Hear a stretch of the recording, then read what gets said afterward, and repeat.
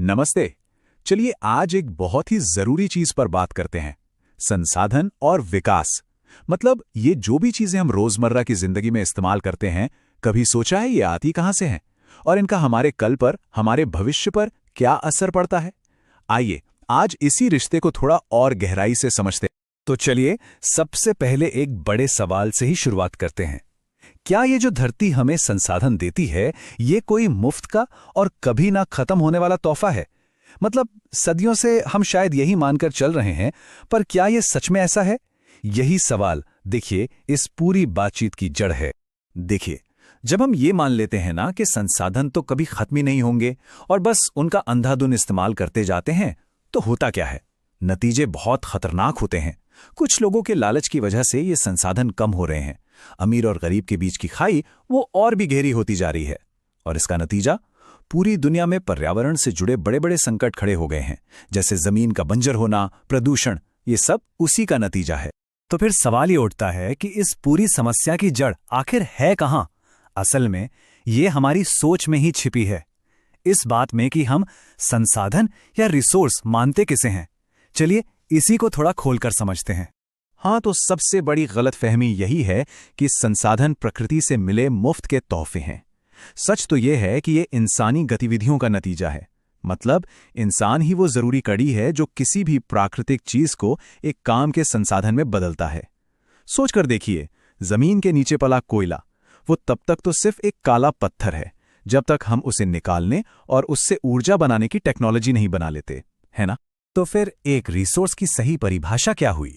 देखिए, सीधी सीधी भाषा में कहें तो हमारे आसपास मौजूद हर वो चीज जो हमारी जरूरतों को पूरा कर सके, वो एक संसाधन है। लेकिन हाँ, इसकी 3 शर्तें हैं। पहली, हमारे पास उसे इस्तेमाल करने की टेक्नोलॉजी हो। दूसरी, वो आर्थिक रूप से सही हो, मतलब फायदेमंद हो। और तीसरी, हमारा समाज उसे अपनाने के लिए तैयार हो। ये जो तस्वीर है ना, ये बिल्कुल साफ दिखाती है कि कैसे इंसान इस पूरी प्रक्रिया के बिल्कुल सेंटर में है, केंद्र में है। हम मतलब इंसान टेक्नोलॉजी का इस्तेमाल करके प्रकृति के साथ इंटरैक्ट करते हैं और फिर संस्थाएं बनाते हैं। इसका सीधा सा मतलब ये हुआ कि संसाधन हमें सिर्फ मिलते नहीं हैं, बल्कि हम उन्हें बनाते हैं। अच्छा, अब इन संसाधनों को भी ना कई तरीकों से बांटा जा सकता है। जैसे कुछ प्राकृतिक होते हैं तो कुछ मानव निर्मित, कुछ नवीकरणीय होते हैं, मतलब रिन्यूएबल जो फिर से बन जाते हैं, और कुछ गैर नवीकरणीय, मतलब नॉन रिन्यूएबल जो एक बार खत्म तो खत्म। ये जो क्लासिफिकेशन है, ये हमें ये समझने में मदद करता है कि हम कितने अलग अलग तरह के संसाधनों से डील कर रहे हैं। ठीक है, तो अब तक हमने समस्या को तो समझ लिया, पर सवाल यह है कि इसका समाधान क्या है। इसके लिए हमें भविष्य के लिए एक पूरा फ्रेमवर्क, एक रोड मैप चाहिए। एक ऐसा रास्ता जो हमें सस्टेनेबिलिटी यानी स्थिरता की ओर ले जाए। और इस समाधान की जो आत्मा है, जिसका कोर आइडिया है, वो है सतत विकास, या जिसे हम सस्टेनेबल डेवलपमेंट कहते हैं। इसका मतलब बहुत सीधा सा है, आज की जरूरतें पूरी करो, बिल्कुल करो, लेकिन इस तरह से कि पर्यावरण को कोई नुकसान न पहुंचे और हमारी आने वाली पीढ़ियों की जरूरतों से भी कोई समझौता ना हो। और हाँ, ये जो सोच है ना, ये कोई आज की नहीं है, ये दशकों से धीरे धीरे विकसित हुई है। इसकी कहानी शुरू होती है 1968 में, जब क्लब ऑफ रोम ने पहली बार बड़े सिस्टमैटिक तरीके से संसाधनों को बचाने की बात की। फिर आया साल 1987, जब ब्रंटलैंड कमीशन ने दुनिया को सतत विकास शब्द से मुलवाया। और फिर 1992 में रियो डी जनेरियो में हुए अर्थ समिट में एजेंडा 21 को अपनाकर इसे ग्लोबल मिशन बना दिया गया। लेकिन सवाल वही है कि ये सब बातें जमीनी स्तर पर लागू कैसे होंगी? इसके लिए रिसोर्स प्लानिंग के 3 मेन स्टेप्स हैं। पहला कदम, पहचान और गिनती, मतलब सर्वे करके, मैपिंग करके ये पता लगाना कि हमारे पास कौन कौन से संसाधन हैं, कितने हैं और कहाँ हैं। दूसरा कदम, एक योजना बनाना, सही टेक्नोलॉजी, सही स्किल्स और सही संस्थानों के साथ एक पूरा स्ट्रक्चर तैयार करना। और तीसरा और सबसे जरूरी कदम, इस योजना को देश के बड़े विकास लक्ष्यों के साथ जोड़ना। अच्छा, इन सारी थ्योरी वाली बातों को और अच्छे से समझने के लिए चलिए एक केस स्टडी देखते हैं, एक ऐसे संसाधन की जिस पर हम सब हर पल खड़े रहते हैं, हमारी जमीन। ये केस स्टडी हमें इन सारे कॉन्सेप्ट्स को असलियत में देखने में मदद करेगी।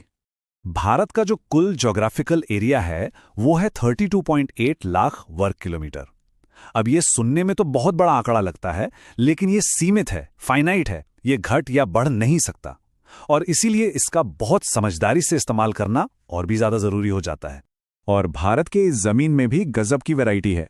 करीब 43% हिस्सा मैदानी है, जो खेतीबाड़ी के लिए बहुत जरूरी है।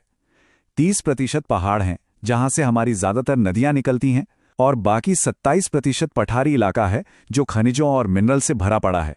मतलब हर तरह की जमीन का अपना एक अलग महत्व है, अपना एक अलग काम। लेकिन दुख की बात यह है कि हमारी ही कई एक्टिविटीज इस कीमती जमीन को बर्बाद कर रही हैं।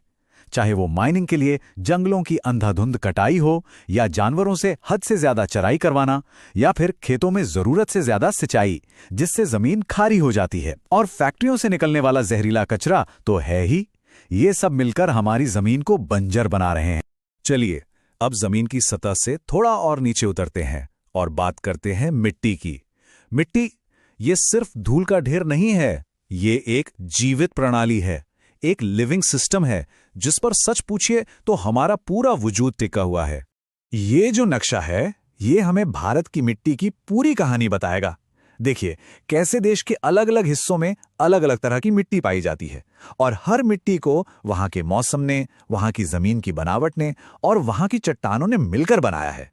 तो सबसे पहले बात करते हैं जलोढ़ मिट्टी की, यानी एल्यूवियल सॉइल की। ये पूरे उत्तरी मैदानों में फैली हुई है। ये सबसे ज्यादा उपजाऊ मिट्टी है, और यही वजह है कि ये इलाका हमारे देश का अन्न का कटोरा कहलाता है। करोड़ों लोगों का पेट यहीं की पैदावार से भरता है। अब आते हैं काली मिट्टी पर, जिसे रेगुर मिट्टी भी कहते हैं। ये कपास की खेती के लिए बेस्ट मानी जाती है, और इसकी सबसे बड़ी खासियत ये है कि ये नमी को बहुत लंबे समय तक पकड़ कर रखती है। ये जो दरारें दिख रही हैं ना, ये इसी वजह से बनती हैं। लेकिन दूसरे सभी रिसोर्सेज की तरह ही हमारी ये कीमती मिट्टी भी आज एक बड़े खतरे का सामना कर रही है। और इस समस्या का नाम है मृदा अपरदन, या जिसे हम सॉइल इरोजन कहते हैं। जैसा इस तस्वीर में साफ दिख रहा है, तेज पानी और हवा जैसी प्राकृतिक ताकतें जो अक्सर हमारी गलतियों की वजह से और तेज हो जाती हैं, वो मिट्टी की सबसे उपजाऊ ऊपरी परत को अपने साथ बहा ले जाती हैं, और नतीजा पीछे रह जाती है बंजर जमीन। पर अच्छी खबर यह है कि हमारे पास इसके समाधान भी मौजूद हैं। हम मिट्टी के इस कटाव को रोक सकते हैं। जैसे ढलानों पर कॉन्टूर प्लोइंग, मतलब ढलान के साथ साथ जुताई करना, पहाड़ों पर सीढ़ीदार खेत बनाना, जिसे टेरेस फार्मिंग कहते हैं, या फिर हवा के जोर को तोड़ने के लिए फसलों के बीच में घास की पट्टियां उगाना, और रेगिस्तानी इलाकों में रेत के टीलों को स्थिर करने के लिए पेड़ों की कतारें लगाना। ये सभी तरीके हमारी मिट्टी को बचाने में बहुत कारगर हैं। और आखिर में महात्मा गांधी के इन शब्दों से बेहतर इस पूरी बात को और कोई नहीं समझा सकता। उन्होंने कहा था, धरती के पास हर किसी की जरूरत को पूरा करने के लिए तो बहुत कुछ है, लेकिन किसी एक के भी लालच को पूरा करने के लिए कुछ नहीं। ये एक लाइन इस संरक्षण और जिम्मेदार इस्तेमाल के पूरे आइडिया को अपने आप में समेट लेती है।